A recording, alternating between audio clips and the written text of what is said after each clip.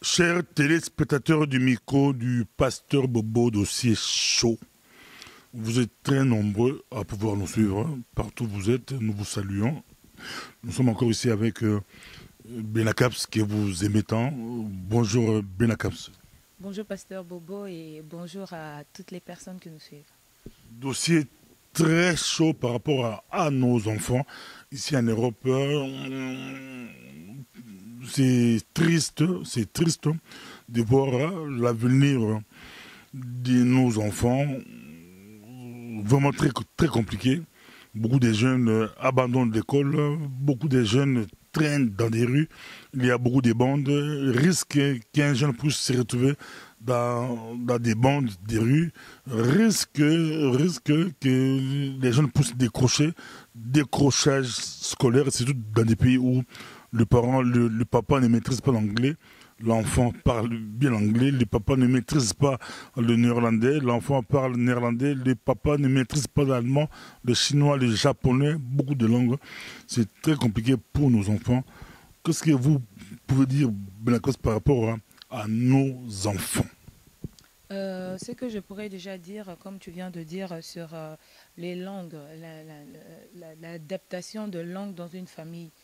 Quand on est par exemple dans un pays francophone, anglophone, néerlandophone, bien souvent on remarque que les enfants s'adaptent, mais les parents ils ont du mal deux fois à bien parler la langue, à bien s'intégrer. Mais le conseil que je pourrais dire, ce qui est souvent très important, c'est que on ne doit jamais oublier nos origines. Parce qu'il faut avoir une langue à laquelle tu dois être apte à pouvoir communiquer avec ton enfant. Deux fois, nous disons, c'est bien que nos enfants doivent aller à l'école et apprendre la langue où on est. Mais aussi, ce qui est vraiment très, très précieux, c'est quoi? C'est que nos enfants doivent connaître aussi nos langues. Parce que je vois qu'il y a des autres parents qui sont un peu complexés quand on parle de lingala ou le swahili, les kikongo, des choses comme ça. Ils disent que non, ici on est en Europe, nos enfants doivent parler la langue d'ici. C'est bien, ils doivent parler la langue d'ici pour s'intégrer. Mais il ne faut pas oublier une chose, que la langue que l'enfant est en train de parler, est-ce que c'est une langue, toi en tant que parent, que tu maîtrises? Parce que quand tu apprends à l'enfant une langue que tu maîtrises, tu as plus facile à pouvoir communiquer à l'enfant et que le message puisse passer facilement. Mais si maintenant c'est une langue que vous avez déjà des lacunes, que vous avez du mal à pouvoir communiquer, donc il arrivera des moments où vous allez bloquer, où le message ne va pas passer, il n'y aura pas une bonne communication, où il y aura beaucoup de crises parce que l'enfant veut dire ce qu'il ressent et le parent aussi veut dire ce qu'il ressent, mais ils n'arrivent pas à se comprendre parce qu'ils ne maîtrisent pas la langue. Alors c'est important, même si on apprend la langue du pays où on habite, c'est vraiment important d'apprendre aussi la langue de chez nous à nos enfants. Apprendre la langue de chez nous à nos enfants, mais les parents aussi doivent aussi essayer d'apprendre la langue de l'enfant, la langue du pays. Si votre fils parle français, papa fait un effort, il a des cours de langue entrée, anglais, chinois, néerlandais. Papa aussi fait un effort, ça pourra te permettre de communiquer facilement avec ton fils. Ton fils aussi pourra apprendre votre langue. Ça, c'est très important, Benacaps. Mais quelqu'un nous a posé une question. Et la personne vit aux États-Unis d'Amérique. Benacaps, à partir de quel âge on peut commencer à prendre soin de l'enfant? Souvent, nous perdons, les parents perdent le contrôle de leur enfant. Mais à partir de quand? Moi, je pense que dès le moment qu'une femme sait qu'elle est enceinte, c'est de ce moment que la mère prend déjà l'initiative de pouvoir déjà éduquer son enfant. Bête exemple, premier exemple. Quand une femme est enceinte, elle doit déjà apprendre à parler à son enfant étant enceinte, parce que l'enfant entend. Et même tout ce qui se passe dans son entourage chez une femme enceinte, l'enfant entend cela. Donc l'enfant peut déjà pressentir déjà le milieu auquel il va arriver. Quand c'est un milieu de querelles, de disputes, des insultes, de l'incompréhension, l'enfant il ressent ça déjà dans le ventre. Donc au moment que tu es enceinte, il est déjà important ce moment-là déjà de changer ta façon de vivre, ton entourage, ta façon d'être et de faire. Parce que cet enfant-là, quand il arrive, il doit déjà arriver à un terrain qui est déjà préparé pour pouvoir le recevoir. Benacap, ça c'est intéressant, on vous suit. Donc pour Benacap, c'est dès que la maman sait Vous arrivez chez le médecin, on vous dit, madame, vous êtes enceinte. C'est le moment-là qu'il faut commencer déjà directement à prendre des soins, à penser déjà comment à faire un projet sur l'enfant. Bien sûr, en ce moment-là, parce que tu es déjà un être humain. Tu as déjà un enfant. Donc, c'est déjà en ce moment-là que tu penses déjà au futur de cet enfant-là. Parce que l'erreur que nous faisons souvent, c'est quand on est enceinte, on ne considère pas cette période de grossesse. Mais en oubliant que cette période de grossesse fait partie aussi à la croissance de l'enfant. Parce que vous avez, il y a des enfants qui naissent ou des parents, par exemple, étant enceintes, qui sont souvent au milieu de fumeurs, des alcooliques, où il y a de querelles et tout ça. Et quand l'enfant naît, on voit que cet enfant a souvent de crises de pleurs. L'enfant pleure tout le temps. On se dit, mais pourquoi cet enfant est comme ça? Pourquoi? Parce que l'enfant a déjà vécu cette tension déjà dans le ventre. Donc, en sortant, c'est les enfants, ils réagissent comme ça. C'est pour ça qu'il y a des parents qui se disent, mais bon Dieu, qu'est-ce que je peux faire avec cet enfant? Non. Ce sont les conséquences de tout ce que l'enfant a subi en étant enceinte. C'est pour ça que c'est important, au moment que tu es enceinte, déjà de pouvoir bien penser à ton entourage et à ce que tu dis aussi par rapport à l'enfant. Même ce que tu penses aussi. Parce que cela affecte aussi l'enfant. La période prénatale, ça fait rigoler beaucoup de personnes. Il y a une dame qui m'a dit, elle était dans un pays d'Europe. Dans ce pays-là, on lui dit, si tu tombes enceinte, tu auras autant. Elle est calculée par rapport à l'argent. Si tu as des jumeaux, on va te payer autant. Elle, c'était Makilemba. Elle, c'était les bijoux. Elle, c'était... Parce que directement, tu es enceinte, on vous donne 1000 euros. Et puis après, autant, l'argent c'est pour les pampers, l'argent c'est pour, d'abord prénatal, on vous donne déjà. Mais vous dites, non, il faut déjà commencer à la période prénatale. Je vous donne la parole, là, conseil, comment gérer la période prénatale, avant 0 ans. Donc, le 9 mois là, de grossesse, comment gérer. Et puis par rapport à d'autres qui pensent qu'on donne l'argent, parce qu'à l'Afrique, on ne donne pas. À l'Afrique, vous tombez enceinte si il n'y a pas de père ou si le père n'a pas de... Le père peut fuir, le papa fuit parce que l'argent. Je vais d'abord parler de grossesse, allez, des femmes qui tombent enceintes. Il y a plusieurs façons de tomber enceinte. Hein. Il y a plusieurs façons. Si je pourrais dire, je pourrais aussi parler de ceux qui se marient parce qu'ils veulent avoir leur papier aussi. Si je dois aussi parler... Mariage à blanc. Mariage en blanc, voilà. Il y a aussi des mariages qui se font à l'église parce qu'il y a tel frère, que c'est un frère qu'on aime bien à l'église avec telle sœur, il serait mieux de le mettre ensemble et tout. Il y a plusieurs raisons qui font que l'enfant est là. Il y a de ceux qui vont et disent, bah, écoute, je suis arrivé à la quarantaine, j'ai envie d'avoir mon enfant, il va trouver un gars dehors, et bien voilà, elle tombe enceinte. Comme aussi une première soirée, ben voilà, on a essayé une toute première fois, on tombe enceinte. Il y a de plusieurs façons qu'on peut tomber enceinte. Mais le problème, on est juste que, peu importe les raisons qu'on tombe enceinte, ça, j'aimerais plus parler aux femmes. Peu importe les raisons qu'on tombe enceinte, ce qui est vraiment important et capital, c'est de penser à l'éducation au futur de ses enfants, de l'enfant. Parce qu'il y a de ceux qui tombent enceintes pour une raison, mais pas pour l'enfant. Donc, ça veut dire que je tombe enceinte pour le mariage en blanc. Une fois que je sais que je veux, le reste, basta. Mais si l'enfant n'est pas encore là, c'est la grossesse. Ici, c'est la grossesse. Oui. Bon, là, vous pouvez avoir la raison que la grossesse, c'est aussi l'enfant. Ici, c'est la grossesse. Et la maman voit l'argent, la maman voit autre chose.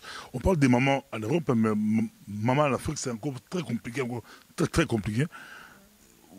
Vous dites qu'il faut déjà commencer à planifier pendant la période de grossesse. Ah oui, il faut planifier déjà.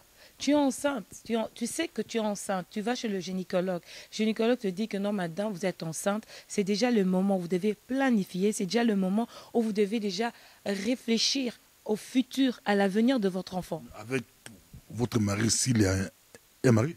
Qui est un mari ou pas? Qui est un mari ou pas, vous devrez déjà y penser. Ici, donnez, dans tous les cas, donnez-nous Exemple, si le mari est là, comment faire? Si le mari n'est pas là, comment faire? Aujourd'hui, il y a aussi un phénomène qu'on pourra en parler un jour, hein. Un enfant sur 5 naissent en Europe, phénomène in vitro. In vitro. Des enfants sans père. Mais ici, donner si c'est dans un couple, que faire? Si il n'y a pas de père, que faire? Parce que la grossesse est là. Je pense que ce soit l'un ou l'autre, qui est le père, qui n'est pas le père. Une fois que l'enfant est là, il faut déjà penser à l'enfant.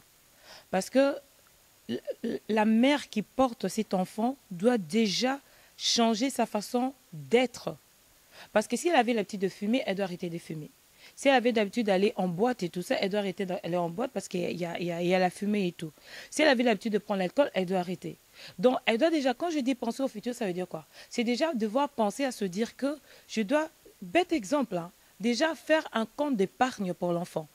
C'est déjà quelque chose qui est déjà capital et important pour l'enfant, pour son futur. Et aussi, cet enfant qui est dans le ventre, apprendre déjà à bien parler à cet enfant. Parce qu'il y a des parents qui sont, des femmes qui sont enceintes, mais tu l'entends déjà parler négatif de cet enfant-là. Ou bien qui n'accepte pas déjà l'enfant, mais qui se dit déjà, je suis tombée enceinte parce que j'avais besoin de ça. Donc, c'est parce qu'il y avait un besoin. Et pour avoir ce besoin, je devais passer par là, que je suis passée par là pour le besoin. Mais l'enfant ressent cela, qu'il n'y a pas d'affection, il n'y a pas d'amour. C'est juste pour un besoin. Mais tous ces enfants-là, peu importe la façon dont tu tombes enceinte, c'est ça que j'insiste, il faut apprendre à donner l'affection à cet enfant. Mais que devraient faire ici papa et maman? Je prends le cas, papa et maman, la grossesse est là. Que devraient faire? Parce que souvent, la crise arrive quand les enfants ont 15 ans, 12 ans, 14 ans. Mais ici, c'est la grossesse. Le rôle. Papa et maman identiques. Ils ont le papa, il peut être là, il caresse le ventre de la maman, il parle à l'enfant, que nous t'aimons beaucoup. Le père participe aussi à cette grossesse-là. Tous les rendez-vous chez le gynécologue, le visite, le papa est présent dans cette grossesse-là. Parce que c'est un couple.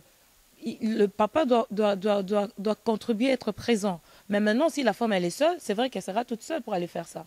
Mais c'est que je suis en train de marteler, de dire, c'est de changer la façon déjà d'être une fois que tu sais déjà que tu es enceinte. Ta façon de parler, c'est que tu manges, ta façon de vivre, ton entourage, tout ça, il faut y penser au moment que tu sais que tu es enceinte. Merci beaucoup. Et maintenant, des 0 à 3 ans, l'enfant arrive. Comment gérer la période entre 0 et 3 ans? Des 0 à 3 ans, l'enfant arrive. Déjà, je pense que quand... Bon, maintenant, je pourrais dire si ils sont en couple ou pas, parce que des fois, tu aimes bien préciser. Les 3 ou les 4. Les 4, voilà. Donc, déjà, donner du temps à l'enfant. Quand je dis donner du temps à l'enfant, ça veut dire que... J'aimerais bien aujourd'hui qu'on puisse commencer par le modèle, c'est le couple. Hein, le modèle, c'est le couple. Et puis, l'exception, c'est, bien qu'en Europe, il y a beaucoup de femmes seules, ou quoi, mais commencer d'abord le couple. Comment un couple pourrait gérer l'enfant dans la maison. Et puis, n'oubliez pas, il y a aussi des femmes seules, mais rarement des hommes seuls avec enfants de 3 ans. Ça, c'est rare. Des choses qu'on ne trouve pas souvent. Oui, une fois que l'enfant est là, une façon de pouvoir gérer l'enfant, d'abord, c'est le parler. Savoir parler à l'enfant. Deux fois, nous pensons que l'enfant n'entend pas ce qu'on dit, mais l'enfant comprend et entend ce que les parents sont en train de dire. C'est d'abord le parler. Donc, quand tu prends ton enfant dans ton bras, tu dois apprendre à parler à cet enfant, à être positif dans ton langage, dans ce que tu dis à l'enfant. Et aussi, dans la famille, il faut éviter le querelle. Que vous ayez un problème, allez vous traiter votre problème hors l'enfant, mais pas où l'enfant est. Parce que l'enfant, il entend tout ça. Donc déjà, de 1, savoir parler en l'enfant. De 2... Déjà, de 0 à 3 ans, il faut faire très attention.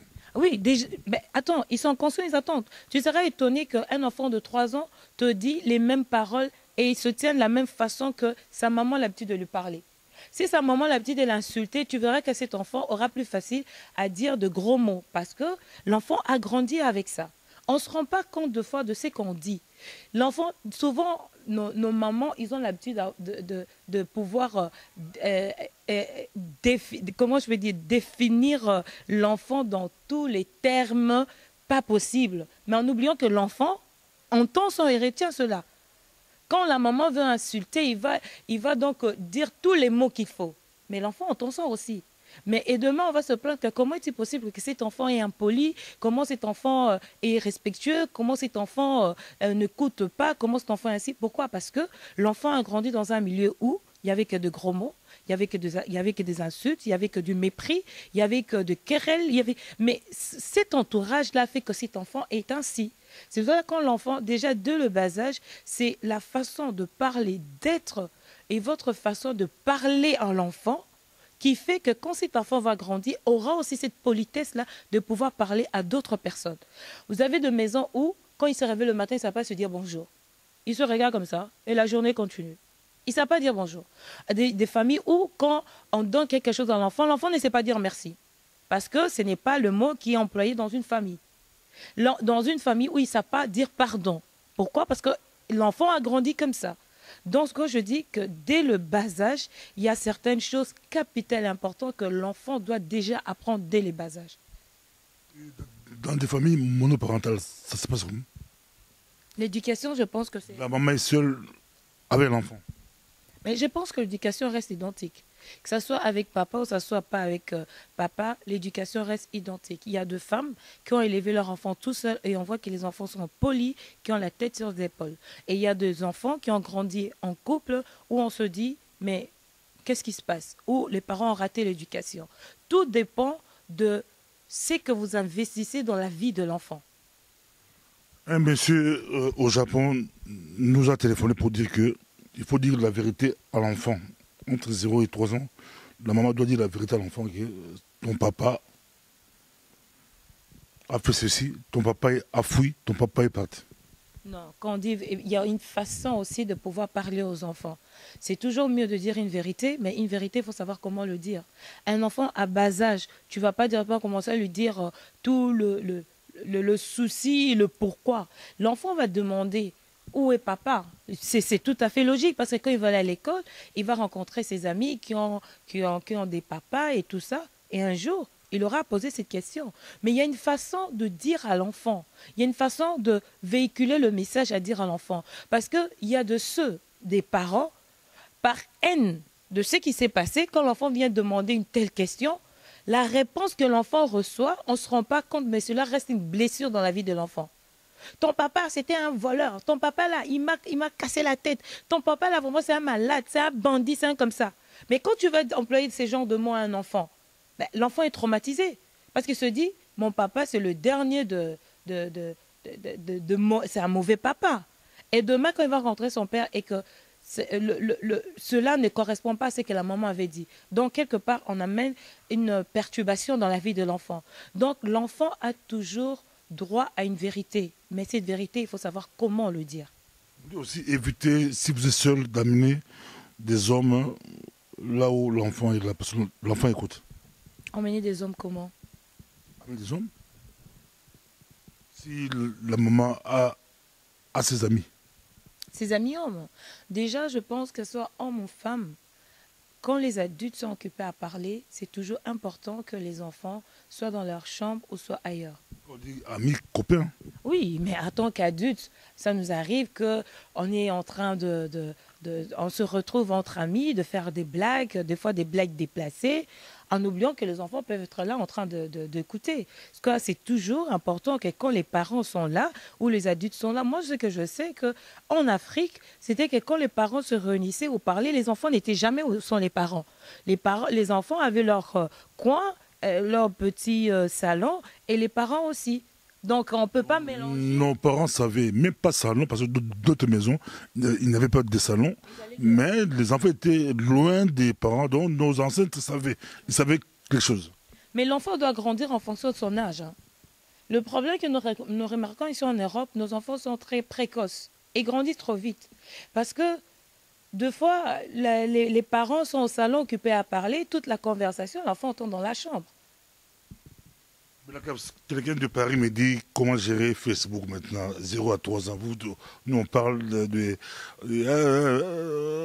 comment gérer. Il faut laisser les enfants. D'autres disent qu'il faut contrôle parental. Les réseaux sociaux. L'enfant de 3 ans peut entrer. Attends, est-ce que vraiment un enfant de 3 ans a besoin d'entrer sur les réseaux sociaux? Il va aller faire quoi? Il cherche quoi? Il va regarder quoi? Il faut contrôler. Mais c'est sûr, Il faut censurer même. déjà à 3 ans, il va regarder quoi? Il va aller faire jouer, dessin animé.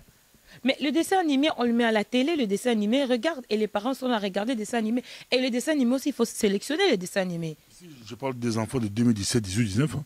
Toi, tu parles des enfants de 1900, 2000. C'est des enfants 2017, 2018, c'est les réseaux sociaux.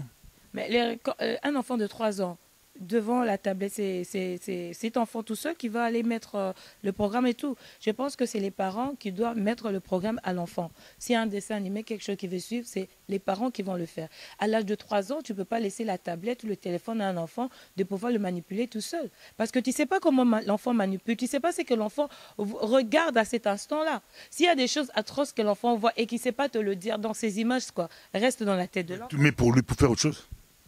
Mais alors, au lieu de mettre comme ça, ce qui serait mieux de faire, mets la télé. Tu mets la télé parce qu'avec la télé, tu suis le programme avec l'enfant. Et même si... Parce que là, tu entends aussi. Quand tu entends qu'il y a déjà, ça commence déjà à déplacer des propos, tu peux venir changer. Ce que j'aimerais aussi dire, c'est toujours être présent de 0 à 3 ans dans tout ce que l'enfant est en train de faire. Nous laissons nos enfants deux fois livrés à eux-mêmes devant la télé, les tablettes et tout qu'on sort. Mais on ne sait pas qu'est-ce que les enfants sont en train de subir, en train de regarder ça. Merci beaucoup. Conseil des professionnels, ne laissez jamais l'enfant seul devant la télé. Avant, c'était la télé, mais aujourd'hui, c'est les réseaux sociaux, tout qu'on sort. Ne laissez jamais, jamais l'enfant seul. C'est comme si dans un supermarché, dans un magasin, vous laissez un enfant de 3 ans, 4 ans dans un magasin. L'enfant va faire des bêtises, elle va tout casser. Donc ne laissez jamais, jamais, je précise, jamais l'enfant seul. Ça, c'était des conseils que nos professeurs nous donnaient déjà à l'époque. Ne laissez jamais l'enfant seul devant la télé. Benacaps. 3 ans à 12 ans maintenant. L'enfant de 3 ans à 12 ans, comment faire l'école. Déjà, à 3 ans, l'enfant, bon, papa à l'école. Déjà à l'âge de 3 ans, l'enfant commence déjà à l'école. Il faut être présent dans la scolarité de l'enfant. Quand il va à l'école, connaître le professeur, faire des activités avec l'enfant à la maison, faire participer l'enfant dans ce que vous êtes en train de faire. Des fois, on ne fait pas participer l'enfant. On prend l'enfant, on lui laisse là, figé devant la télé, et maman fait tout. Et l'enfant, en grandissant, pour lui, c'est tout à fait normal. Quand je réveille le matin, je suis devant la télé, devant la tablette, à faire ce que j'ai envie de faire, sans toutefois aider à la maison. C'est déjà de le bas âge. Qu'on apprend déjà à l'enfant à faire une table, qu'on apprend déjà à prendre une assiette posée sur la table, on apprend déjà que quand il a fini, il peut débarrasser son assiette. Là, à quel âge? Entre 6 et 12. Déjà à l'âge de 3 ans, un enfant peut déjà prendre le couvert dans le tiroir et poser sur la table. À l'âge de 3 ans, l'enfant peut déjà, quand il a fini, prendre son assiette, aller mettre dans l'évier. Donc, ce sont des principes qu'on instaure déjà dans la famille. Et l'enfant grandit avec ça. Un enfant qui grandit, qui ne sait pas ce quoi débarrasser, qui ne sait pas ce quoi faire à la table, qui ne sait pas ce quoi dire merci, qui ne sait pas ce quoi bonjour, qui ne sait pas ce quoi pardon, on passe déjà à côté de quelque chose. Ça, c'est déjà des ABC de la vie que l'enfant devrait déjà apprendre. Donc, à l'âge de 3 ans, je pense qu'un enfant peut déjà apprendre ces choses en se réveillant le matin à dire bonjour. Déjà, quand il se réveille, il sait déjà que non, je vais aller brosser mes dents. Il y a des choses que l'enfant doit déjà apprendre tout seul. Parce qu'il y a des parents qui sont trop poules, qui ne laissent pas l'enfant prendre déjà ses ailes dès le bas âge. C'est toujours le petit bébé, le petit enfant. Non. L'enfant, déjà à l'âge de 3 ans, il est déjà intelligent. Parce qu'il y a des choses que quand tu poses une question à l'enfant de 3 ans, des réponses que tu reçois, tu te dis, mais ça, ce n'est pas les réponses de cet âge ici. Donc, nos enfants sont déjà intelligents. Dès l'âge de 3 ans, je pense qu'un enfant peut déjà apprendre à faire certaines choses à la maison. Lui responsabiliser déjà dans d'autres tâches à la maison. Dossier chaud, c'est très chaud. Aujourd'hui, la majorité des parents pleurent. Nos enfants sont devenus des délinquants. Nos enfants traînent. Il y a des crochets scolaires, ça ne marche pas. Mais on commence déjà dès l'enfance. Il faut commencer plus tôt, plus tôt. 6, 12 ans. Il y a déjà de la différence entre filles et garçons. Les garçons commencent à sentir que je suis garçon. La fille aussi, je suis fille. Mais l'éducation, par rapport à l'éducation, que faire? Ici, vous pouvez entrer directement. Que faire par rapport à l'hygiène? Que faire par rapport à l'école? Que faire par rapport... Quels sont les genres des conseils que les parents pourront donner à leurs enfants entre 6 ans et 12 ans? Parce que ça, compliqué, ça va se compliquer. Troisième partie. Ouais. De 6 ans à 12 ans, ce que je disais, c'est que il doit y avoir une complicité entre les parents et les enfants. J'aimerais d'abord soulever quelques erreurs qu'on a souvent l'habitude de faire. Quand on a souvent 2 ou 3 enfants, on a souvent cette erreur de faire une comparaison avec les enfants. Chaque enfant est différent. Chaque enfant a sa façon de voir des choses, chaque enfant a sa façon d'analyser les choses, chaque enfant a sa façon de comprendre les choses. Quand on éduque un enfant, on le dit à la façon dont il est, cet enfant-là. Tu essaies de voir comment est-ce qu'il fonctionne. Il y a des enfants qui aiment bien la chicotte, il y a des enfants qui aiment bien parler, il y a des enfants qui aiment bien des punitions. Donc, tu regardes ton enfant, tu dis non, avec celui-là, je trouve que pour qu'il puisse mieux comprendre les choses, il faut que je puisse prendre le temps de parler avec lui. Et quand tu parles à l'enfant, tu vois que l'enfant comprend. Mais il y a de ceux qui sont tellement têtus qu'ils ont juste besoin d'une petite gifle pour le réveiller un peu. Donc, dans une famille, on ne peut pas mélanger tous les enfants, éduquer tous les enfants de la même façon. C'est pas possible. On peut pas. C'est pour ça qu'il y a des enfants qui se rebellent. Parce qu'il y a des enfants, ils ont besoin de parler, de comprendre. C'est que, en fait, qu'ils puissent se faire comprendre. Donc, quand il y a un souci, il veut pouvoir mettre un mot dans sa souffrance, dans son problème, pouvoir parler à ses parents. Des fois, les parents n'ont pas le temps. Ils n'ont pas le temps. Déjà, quand l'enfant ouvre la bouche, elle dit « Laisse-moi là, je dois encore faire la vaisselle, j'ai encore les lessives à faire, j'ai encore ceci à faire. Demain. » Le parent remet toujours à demain ce que l'enfant a envie de dire. Il faut prendre le temps de parler avec l'enfant. De 6 à 12 ans, c'est le moment où il faut créer cette complicité avec l'enfant. Le moment où il faut prêter l'oreille à ce que l'enfant dit. Des fois, les parents sont choqués quand l'enfant vient avec des questions pertinentes. Ou par exemple, un enfant de 10 ans qui vient et te dit « Maman, je suis amoureuse. » Tu gifles directement l'enfant. « Hé, nous, quand on a grandi, on disait jamais ça à nos parents. Comment toi, tu peux dire ça? Toi, tu n'es pas normal, tu vois? On agresse déjà l'enfant, mais on ne prend pas le temps d'écouter qu'est-ce que l'enfant veut dire. Pourquoi? Parce qu'on se dit, nous, quand on a grandi, il faut mettre toujours l'équilibre à l'éducation de nos enfants. Quand un enfant vient, tu l'écoutes et tu essaies de parler avec et de le faire comprendre. Il y a d'autres qui ont besoin à ce que maman puisse écouter ce que je ressens. Papa puisse écouter ce que je ressens. Des fois, les parents, ils ne sont pas présents. Et ce qui pousse, ce qui fait qu'à un certain âge, nos enfants se rebellent. Parce qu'il n'y a pas eu d'oreille. Merci beaucoup. Et puis, la notion de terme amoureuse, c'est une personne de 10 ans. Ça n'a pas la même connotation avec une personne de 40 ans, 30 ans ou 20 ans. Donc, tu peux taper l'enfant, croyant qu'elle est amoureuse ou il est amoureux par rapport à... Tu vois, là, il faut aussi faire très attention. Oui, parce que entre eux, et c'est des enfants qui jouent entre eux. Des fois, il y a des autres qui disent oh, je suis amoureuse de celui-là, je suis amoureuse. Elle aussi, qu'est-ce qu'elle fait? Elle rentre dans la vague. Elle aussi, elle rentre à la maison, elle trouve que c'est normal. Hein, parce que mes amis en classe, on parle. Hé, maman, tu sais quoi? Viens, c'est comme une innocente. Hein. Maman, tu sais quoi? Oh oui, je suis aussi amoureuse. Il est garçon, il est comme ça, il est comme ça. Nos mamans, nous, là, ils ne sont pas habitués à ça. L'enfant vient parce que l'enfant a entendu ça à l'école. Tu viens, tu tapes l'enfant. L'enfant, là, l'enfant se dit, mais on me tape. Mais à l'école, là-bas, les enfants en parlent. Pourquoi moi, on me tape? Et même donner l'explication à l'enfant, pourquoi on l'a tapé, on ne donne même pas l'explication. Prochainement, elle cache ou il cache. Mais oui, prochainement, l'enfant devient un cachotier. Il ne va pas le dire. Il va commencer à dire, ah, ben là, je sens que ce qui se passe à l'école et ce qui se passe à la maison, c'est tout à fait différent. Donc, ce que je fais à l'école, c'est à l'école. Ce qui est à la maison, c'est à la maison. L'enfant n'arrive plus à pouvoir s'exprimer et dire ce qu'il ressent à la maison. Dossier très très chaud, très très chaud. L'hygiène des enfants, Benacaps. En ce qui concerne l'hygiène chez les enfants, il ne faut pas être trop pudique en tant que parent. quand l'enfant grandit, il faut déjà arriver à mettre un mot et un mot sur chaque chose. Déjà lui dire que tu grandis, ton corps se développe, ça va changer. Il faut plus prendre la douche. Quand tu prends ta douche, tu dois la prendre comme ça. C'est ton enfant. Fille ou garçon? N'importe le deux. C'est pas les deux conseils. Les deux, les deux.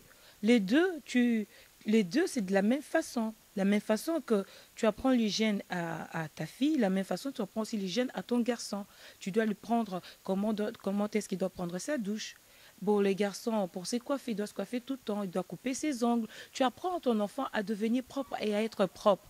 Nos enfants, je peux comprendre la vitesse à laquelle vont les choses ici en Europe, où tu verras, les parents, ils doivent aller travailler. Quand ils rentrent, il y a le ménage à la maison, il y a ceci. Mais au-delà de tout ça, il faut prendre un temps pour les enfants. Parce que si nous, en tant que parents, on ne le fait pas, c'est l'extérieur qui va le faire. Et si dehors, ils sont occupés à prendre soin de nos enfants, c'est la cata. Parce qu'on ne sait pas de quelle façon ils les font. Donc c'est vraiment très important, nous, en tant que parents, de trouver les mots appropriés pour apprendre l'hygiène à ton enfant. Il y a des enfants qui ont, par exemple, des problèmes des odeurs, des problèmes d'haleine, de toutes ces choses-là. Tu apprends, tu le dis, sans tabou. C'est ta fille. Parce que quand ton enfant va à l'extérieur, on sait que c'est ton enfant. Donc, il doit apprendre à être déjà propre à partir déjà de 7 ans. Comment est-ce qu'il doit prendre la douche tout seul? Combien de fois il doit prendre la douche par jour? Combien de fois il doit brosser ses dents? Il doit mettre la crème quand il a fini. Donc, toutes ces choses-là, il faut apprendre à parler et à expliquer à l'enfant. Surtout même quand les filles, la première fois, elles ont leur masturation. Menstruation. Oui, la première fois qu'elles ont ça, tu sais, il y a des parents qui n'arrivent pas à expliquer à l'enfant c'est quoi, qu'ils ont honte, qu'ils n'ont même pas des mots attribués pour dire à l'enfant que non, mais non, tu dois faire attention quand tu as ça. Ça veut dire que si tu vas maintenant tu vas maintenant être avec un garçon, tu risques de tomber enceinte. Ça arrive au moins une fois par mois. Quand tu as ça, il faut mettre des bandes hygiéniques et tout. Deux fois, même les parents n'arrivent pas à dire, à parler à l'enfant. Qu'est-ce que l'enfant doit faire? Donc, je pense que nous, en tant que parents, on a un devoir. Une fois que tu sais que tu es parent, il y a certaines choses que tu dois aller user de force, comme sagesse, pour pouvoir communiquer à tes enfants. Donc, tu dois arriver à dire à l'enfant les choses telles qu'elles sont. Très important, prendre soin des enfants. Une maman dit, elle a appris à ses enfants à, à laver même leurs sous-vêtements, et même à partir de l'âge de 7 ans. Euh, oui, mais aujourd'hui, on remarque que nos enfants, quand ils ont fini le panier à linge, tac, ça tombe dedans, tac. Après, ça va dans la machine à lessive. Mais il faut que l'enfant apprenne déjà dès 12 ans que quand elle a fini, quand elle fait sa douche, qu'elle prenne déjà, qu'elle lave son sous-vêtement à la main. Elles doivent aussi apprendre à faire à la main. Même si le monde évolue, elle doit apprendre à le faire à la main. Parce qu'il faut donner assez de moyens à nos enfants à pouvoir s'en sortir dans la vie. Pas leur donner la facilité. La facilité, c'est quoi? C'est quand j'enlève, je mets dans le panier à linge, je mets dans la machine. Parce qu'on ne sait jamais. L'enfant peut se retrouver à un endroit où il n'y a pas de machine. Qu'est-ce qu'elle fait? Qu'est-ce qu'il va faire? Donc, il doit déjà apprendre à laver ses sous-vêtements à la main. Mettre la machine quand c'est un peu sale directement, n'est pas laisser que ça puisse devenir un trou noir pour mettre. quand, quand ça devient noir, là, ça, c'est livre de combien de jours. Apprendre aussi à l'enfant à changer ses sous-vêtements. Que le sous-vêtement, on le met une fois. Et si jamais elle a les petits... elle est indisposée, elle doit le changer 2 fois. C'est des choses qu'on apprend à l'enfant parce que l'enfant ne sait pas. Si l'enfant n'apprend pas à la maison, elle va apprendre chez ses amis, elle va apprendre à l'extérieur. Donc, vous serez étonné de voir que quand la façon dont votre enfant va commencer à se métamorphoser à la maison, au point que vous aurez même pas le contrôle sur l'enfant. Parce que vous n'avez pas apporté un plus dans la vie de l'enfant. Par rapport aux amis maintenant, les amis, quelqu'un nous a appelé, toujours en Europe, la personne dit, chez lui à la maison, sa fille avait 14 ans, sa fille voulait amener son copain à la maison. C'était la guerre, c'était la guerre. Mais une fille de 14 ans, chez les Blancs, ça passe. Chez nous, il faut quand même parler avec l'enfant. L'enfant, toi, on dit que Belakab, c'est démocrate, européenne. Hein. Toi, tu peux laisser une fille de 14 ans, son ami, débarque à la maison. Quel conseil te donner ici? Déjà, définis un peu quand tu dis son ami. Ami, parce qu'on a des amis en classe. Hein. Si c'est pas fille, c'est un garçon. Donc, Ami, ami dans tous les sens, ami des classes. Arriver à la maison, c'est pas grave, mais monter encore dans la chambre. mais ça, je dis, il faut définir maintenant ami.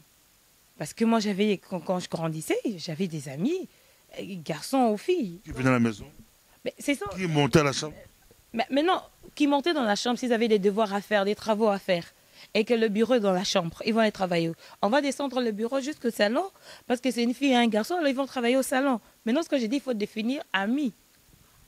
Le papa a dit à sa fille, chez nous, ça ne se passe pas comme ça, ma fille. Si chez vous, à l'Europe, c'est comme ça, chez nous, ça ne se passe pas comme ça. Un garçon et une fille dans la chambre, impossible. La fille a dit, papa, vous aussi avec vos trucs là, vos pensées là. Le papa a dit, dans cette maison, jamais. Attendez votre 18 ans, tu vas faire ce que tu veux, mais pas avant 18 ans. Chez moi, j'ai dit non. À 18 ans, si tu veux quitter la maison, tu pars aller faire tes bêtises ailleurs. Oula, carrément des bêtises, quoi. Et ce que j'étais en train de dire, maintenant, s'ils sont partis réviser, est-ce que c'est des bêtises? Dans la chambre. Si le bureau est dans la chambre, les bureaux est dans la chambre, les cours sont dans la chambre, alors je demande, si maintenant un ami vient parce que c'est des sexes opposés, donc on descend les bureaux au salon, on descend la bibliothèque au salon, comme ça ils étudient au salon. Là, vous avez au moins l'œil sur eux, vous pouvez être sûr de faits et gestes qu'ils sont occupés à faire. Mais pourquoi ne pas apprendre déjà à l'enfant l'autorité aussi des parents? Tu es chez les parents, il faut respecter les parents. Si ici, vous laissez l'enfant vous imposer sa culture, ou comme dit culture, bon, vous imposez leur système des jeux qu'ils ont trouvé à l'école, c'est dangereux. La maison, c'est aux parents, non? Jusqu'à présent, tu n'es pas clair. C'est quoi le système des jeux que les enfants vont imposer aux parents? Chez les Blancs, c'est pas grave.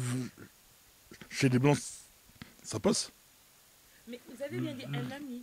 Oui, Un ami. chez les Blancs, ça passe, mais chez nous, l'ami qui nous a téléphoné, il dit c'est impossible, never, never. Et puis, il n'est pas le seul. Il y a beaucoup de parents qui disent que chez moi, à la maison, ma fille ne peut pas amener son copain et aller au salon, oui, mais pas dans leur chambre.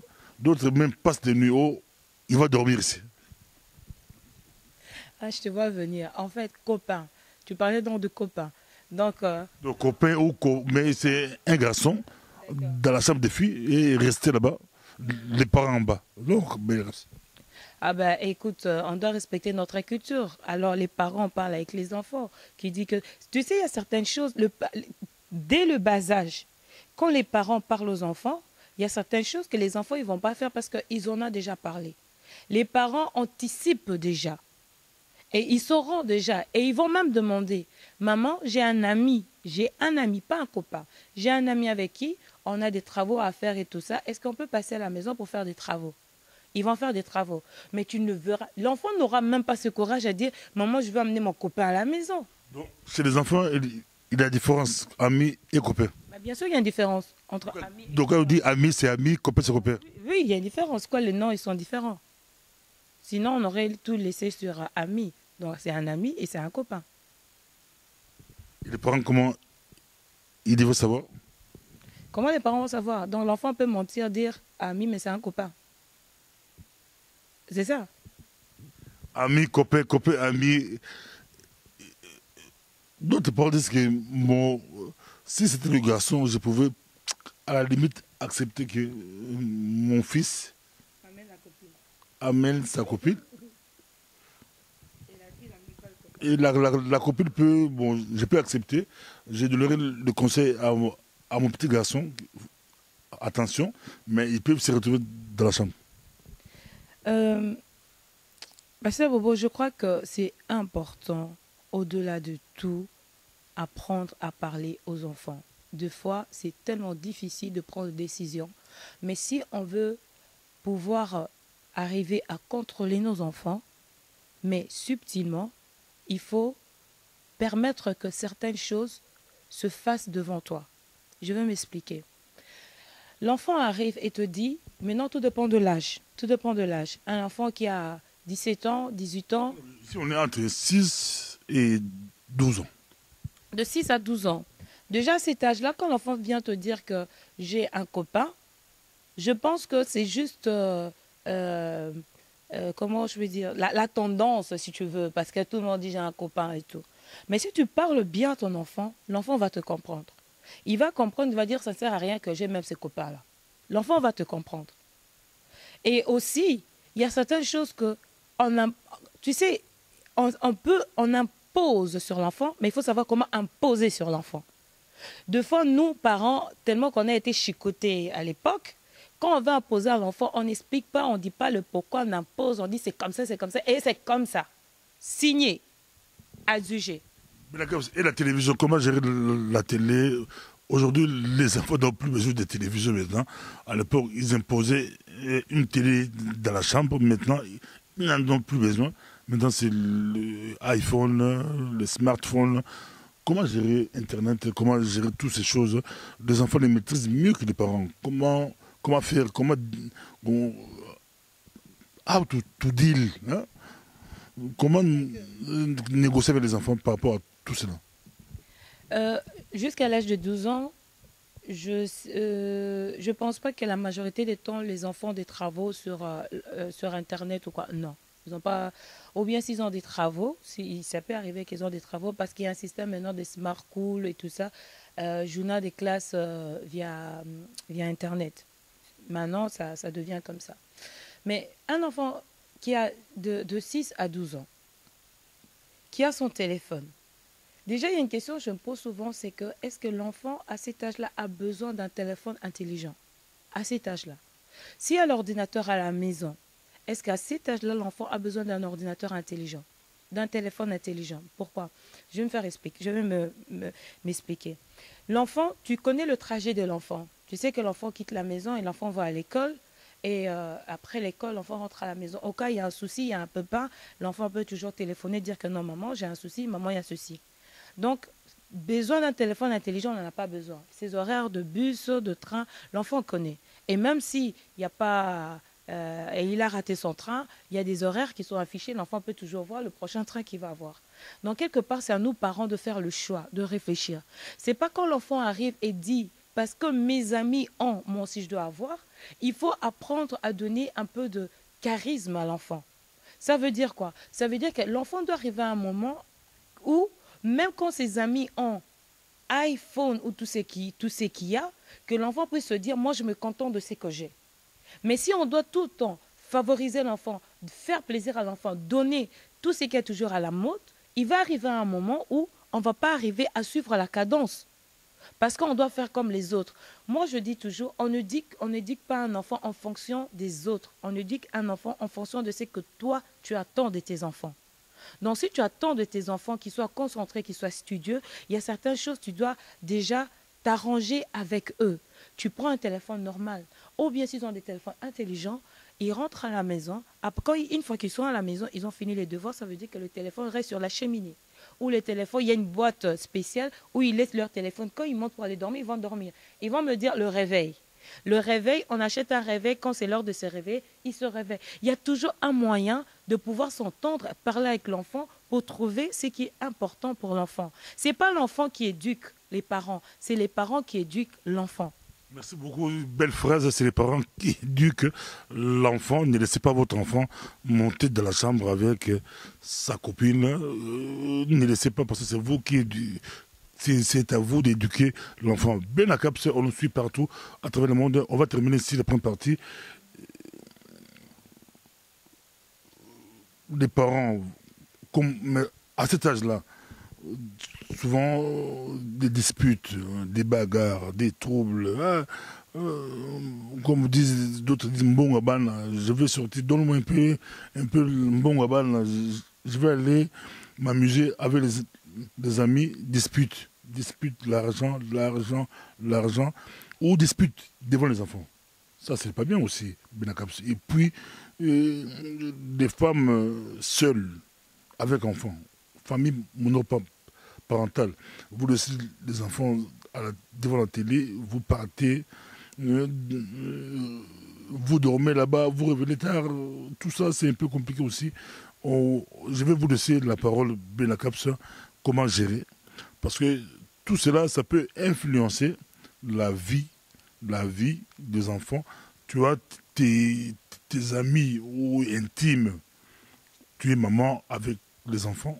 Il faut aussi éviter de les amener à la maison. Aujourd'hui c'était Jean, demain c'est Pierre, Matthieu. Tu risques, comment dire frère, tu risques d'avoir tous les 12 apôtres défilés à la maison. Tonton Jean, tonton Pierre, tonton Matthieu, tonton Thomas, tonton Benakaps, je vous donne la parole.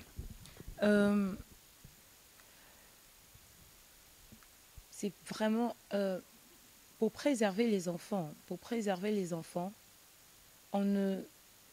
Je pense qu'il faudra apprendre à limiter les visites 2 fois à la maison. Quand les enfants sont à bas âge et surtout quand les parents vont travailler, il faut que les enfants puissent se retrouver à la maison. Ça ne veut pas dire que quand papa, maman ne sont pas là, il y a des invités qui arrivent à chaque fois, 2 fois des connaissances juste vite fait qui viennent à la maison. Donc ça devient un peu comme un poulailler. Non. Le concours familial, il faut que les choses soient structurées, que les enfants se retrouvent dans la maison. Des fois, nos enfants, ils deviennent rebelles et tout parce qu'il n'y a pas d'équilibre à la maison. Papa, maman, c'est querelle matin, midi, soir. Les insultes, n'en parlons même pas. Ça balance du matin au soir. 2 fois, les enfants qui rentrent, ils n'ont même pas d'affection, pas d'attention de leurs parents. Les parents qui ont leur propre vie, qui disent, moi, je suis en train de enjoy. Eux aussi, ils vont faire leur vie. Donc, tu laisses l'enfant construire sa propre vie selon lui, tant que toi, en tant que parent, tu es en train de faire ta vie. Donc, tous les désordres-là qui font qu'aujourd'hui, nos enfants se rebellent. Et on voit nos enfants, ils sont un peu partout là-bas. Pourquoi? Parce qu'ils n'ont pas eu d'attention de leurs parents, ils n'ont pas eu d'affection de parents, ils n'ont pas eu l'écoute des parents, ils n'ont pas eu des conseils des parents. Les parents n'ont pas été présents. Donc les enfants, ils se sont toujours retrouvés eux-mêmes à la maison, ils se sont toujours débrouillés eux-mêmes, leurs amis ou leurs conseillers, c'était Facebook, ou c'était la télé, ou c'était des amis. Donc ils ont fait leur vie eux-mêmes. Malgré ça, les parents sont à la maison. Donc ce qui fait que nos enfants, des fois, ils sont perdus parce qu'il n'y a personne chez qui s'appuyer. Donc, en tant que parent, je pense que c'est quelque chose de fois qui est difficile d'être parent. C'est vraiment difficile d'être parent. Mais il faut essayer de donner le meilleur qu'on a. Mais on ne donne que ce qu'on a. Les répercussions que nous, en tant que parents, qu'on a eues étant enfants, des fois, c'est ce qu'on communique à nos enfants. Mais c'est un travail à faire, à se dire, c'est que moi j'ai connu en tant qu'enfant, les erreurs, les failles que j'ai connues, je dois faire un travail dessus pour pouvoir donner meilleur à mes enfants. Quand on donne meilleur à nos enfants, c'est une fierté. Ce sont nos trésors, nos étoiles, nos richesses. Demain, si c'est des étoiles qui sont en train de briller, qui font la fierté de ton nom, partout où ils iront, tu seras fier de dire que c'est mon enfant. C'est la raison pour laquelle demain, nous voyons des parents qui sont jaloux des autres enfants. Pourquoi? Parce qu'ils ne savent pas le sacrifice que les autres parents ont fait pour ces enfants. Quand elle est là en train de s'amuser, de faire bar après bar, de voyage après voyage, l'autre parent se dit, moi, je me sacrifie pour mes enfants qu'ils puissent réussir. Une fois que ces enfants réussissent, lui, il devient jaloux pour dire que regarde mes enfants, ceux qui sont devenus, regarde ses enfants. Donc ça crée la jalousie. Mais en oubliant que l'autre était en train de faire un sacrifice et qu'elle, elle était en train de s'amuser. Donc c'est important. Quand nous voulons la réussite de nos enfants, nous devons apprendre aussi à faire le sacrifice pour que nos enfants puissent réussir. Même Dieu a fait le sacrifice. Merci beaucoup. Prochainement, on va continuer sur des 12 à 19 ans. Là, ça sera encore très, très chaud. Et pourquoi pas, troisième partie, ça sera beaucoup plus... on va faire intervenir beaucoup de personnes. Pourquoi pas un petit débat à la fin. en lingala. Maintenant, ça sera peut-être en lingala pour aider nos amis qui sont partout à travers le monde. D'autres maîtrisent beaucoup plus en anglais, d'autres c'est les chinois, d'autres c'est l'allemand, d'autres c'est le néerlandais. On va vous offrir un petit débat à la fin en lingala. Merci, à la prochaine.